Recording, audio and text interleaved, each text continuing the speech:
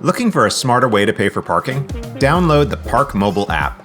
The ParkMobile app lets you easily pay for parking right from your mobile device. You will even get alerts when your parking session is about to expire, so you can extend your time.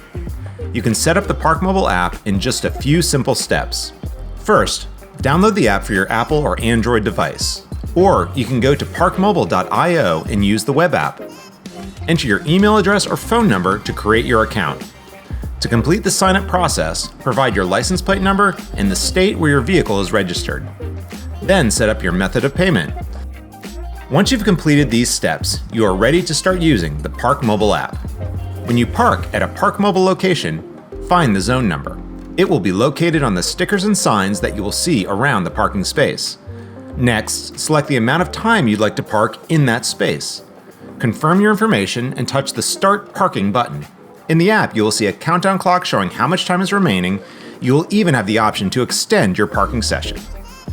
ParkMobile also lets you make parking reservations at major event venues like State Farm Arena, Prudential Center, T-Mobile Arena, Soldier Field, and many more. And you can reserve hourly parking in gated garages in cities around the country.